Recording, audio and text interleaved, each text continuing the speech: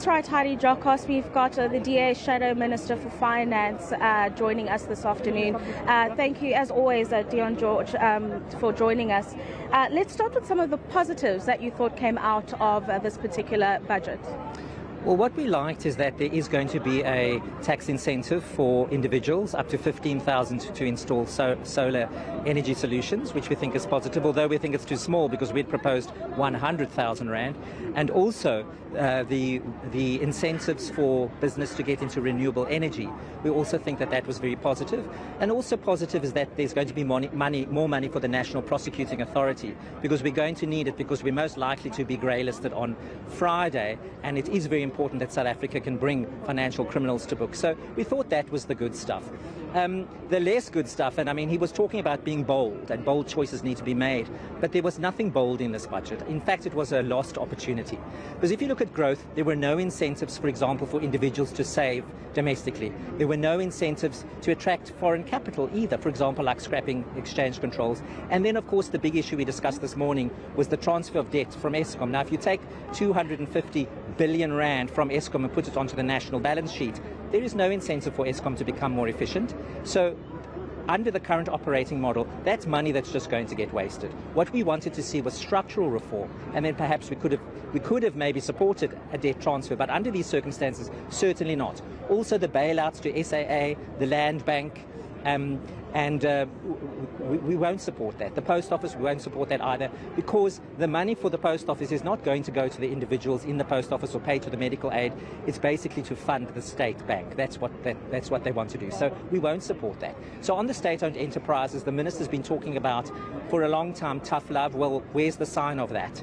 And then also, if you look at debt, there is no attempt to lower debt, because what's happening is we're going to have more debt on the national balance sheet, going to push up the interest that has to be paid and further crowd out service delivery. But most crucially, if you look at the most vulnerable people, if there's a tax overrun of about 90 billion, the minister could have scrapped the fuel levy completely at 80 billion Rand. He could have done that, and we would have thought, well, if you've got this money in the overrun, well, then do it, because it will lower the cost of petrol, lower the cost of transport, and lower the cost of food. And also, if you look at the price of the DA's proposal for zero rating a wider basket of goods, that would cost about 30 billion Rand. So there's more than enough money actually in the fisc to do that.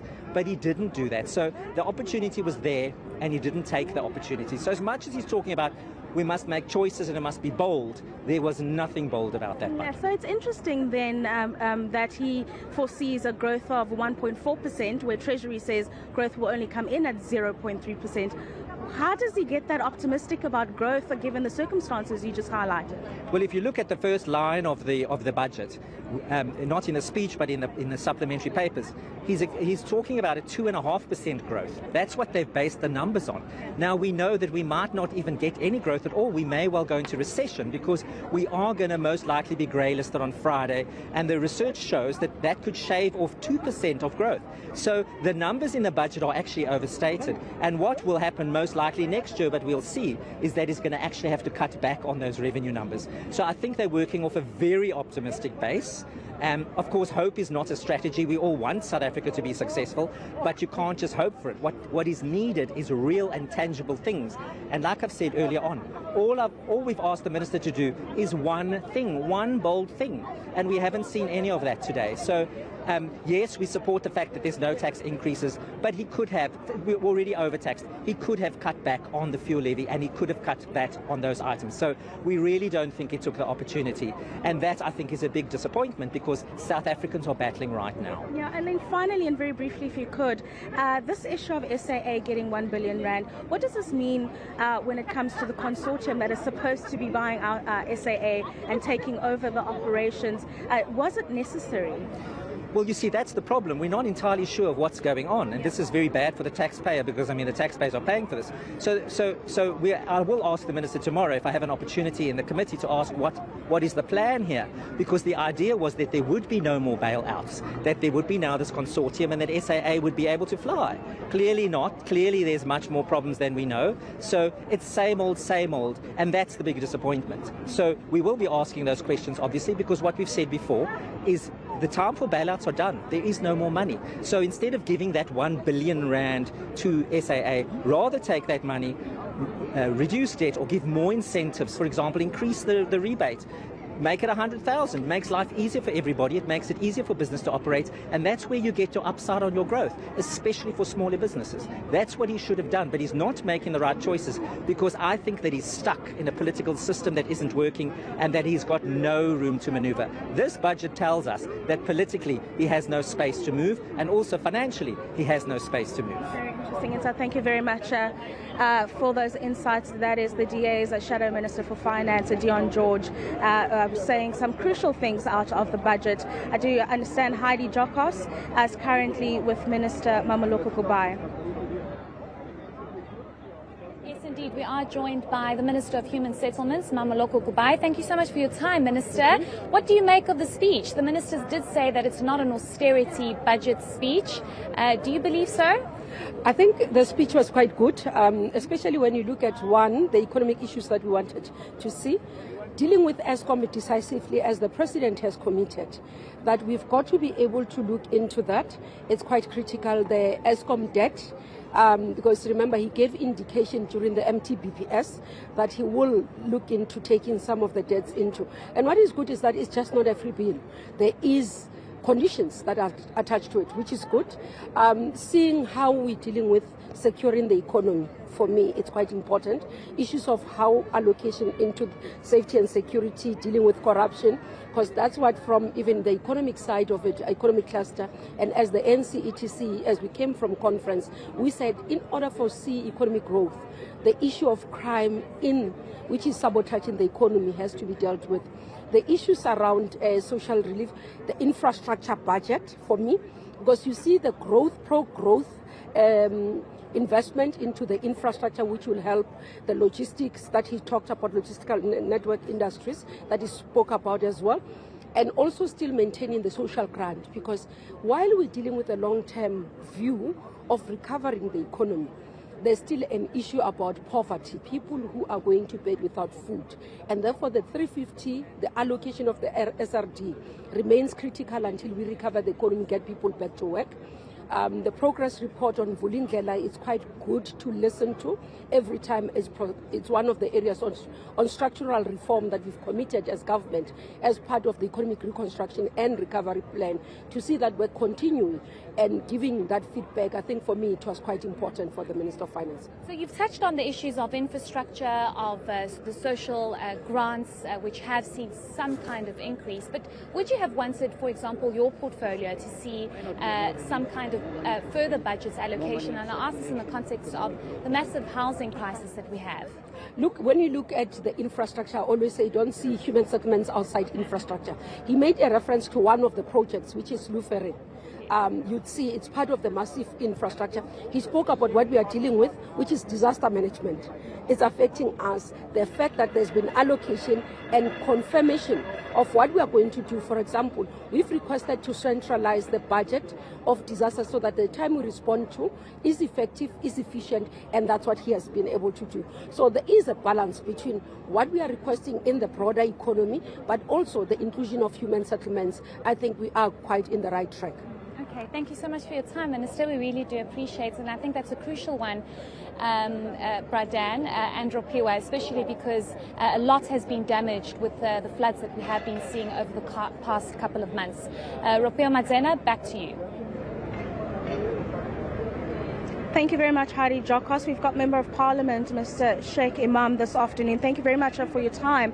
Your initial thoughts on the budget, some of the components of it that you welcome? Well, we have mixed feelings about it. First of all, allow us to welcome the fact that the Minister has not put in any additional tax burden on the taxpayer, particularly with the road accident fund, the fuel levy and personal income tax. However, we believe that he could have given more relief to that small 13% of taxpayers that we have in the country who would have had more money to spend, more money in circulation, which will boost economic growth. The disappointing thing is this, we know we have a serious challenge in the country as far as job creation for economic growth purposes. Nothing is being said in terms of the youth unemployment in this country, and we would have expected them to set aside more funds so that we could boost economic through job creation. We're sitting on a ticking time bomb in this country, particularly when we talk about the youth.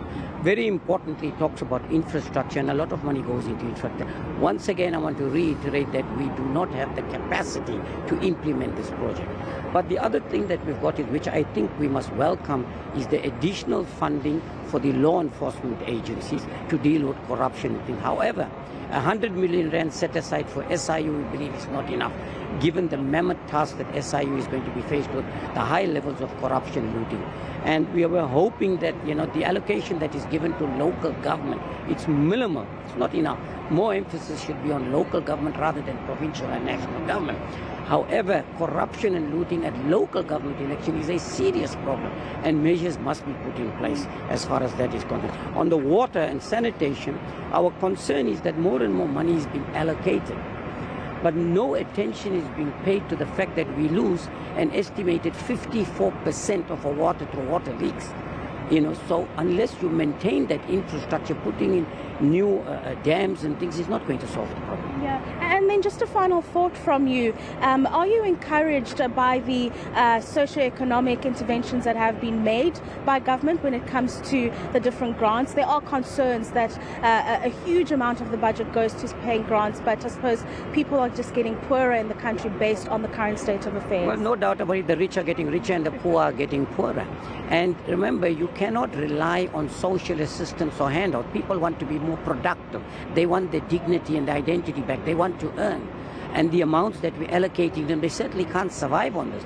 However, we do welcome the additional, resources that have been directed there. But I think what is also very important to note, we were expecting them to talk about, the minister particularly, about a basic income grant, because the levels of unemployment is extremely high. More and more people go hungry to bed today than ever before. So we think that a lot more needs to be done. But very importantly, we need to create a conducive environment so we have a productive society.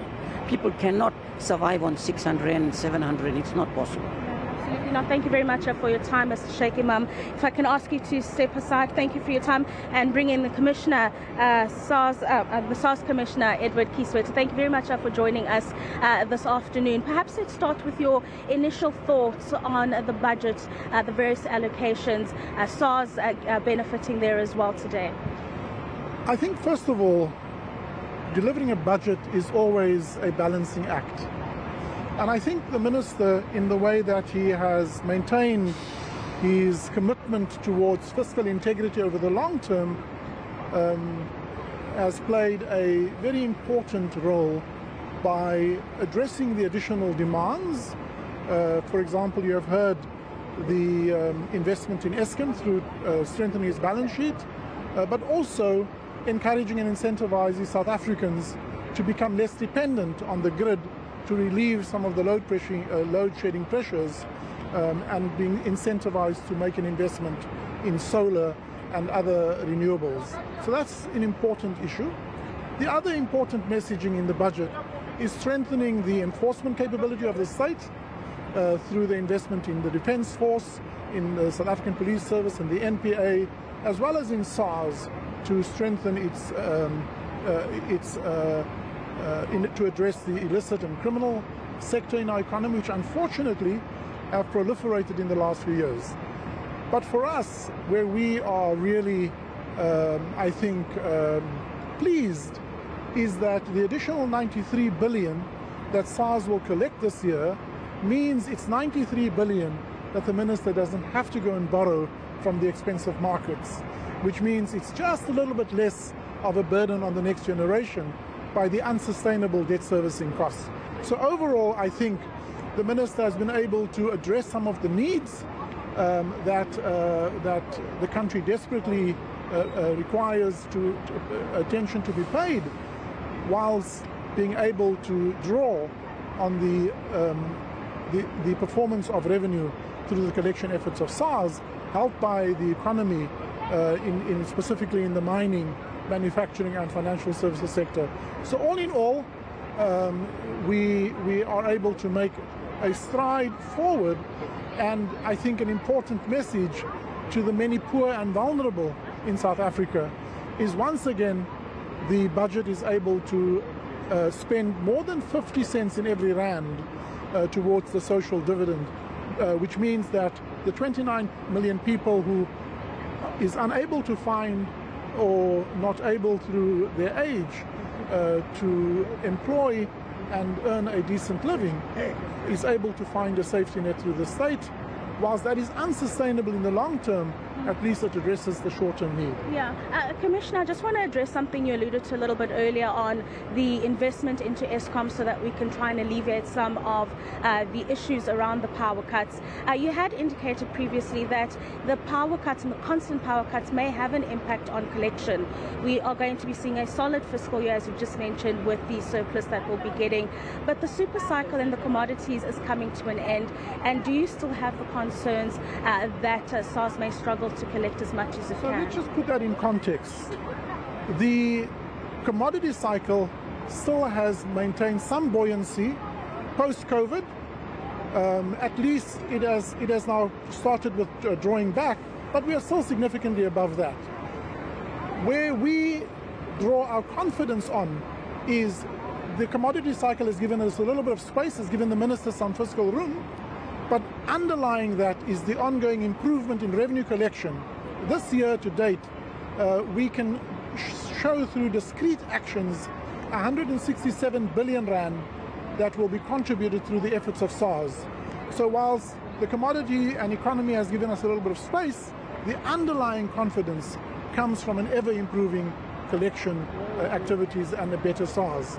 And I think that's what gives the minister confidence over the medium to longer term of the fiscal integrity that the country so badly needs. Right, and in priorities for the allocation that SARS has been allocated, what will you focus on within the organisation? So, very importantly, the first is to continue the modernization, which is really drawing on data, artificial intelligence, and technology enabling platform.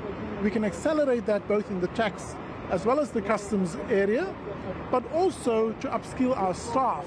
We need more forensic investigation skills. We need more legal skills to prosecute criminal tax crime.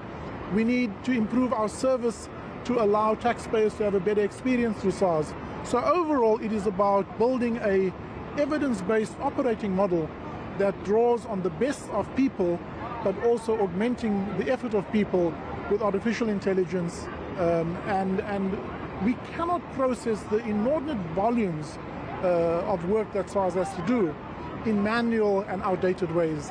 And so the new operating model, which is the synthesis of technology, data and people, is really what we are accelerating through the investment that the minister makes in SARS through the additional allocation.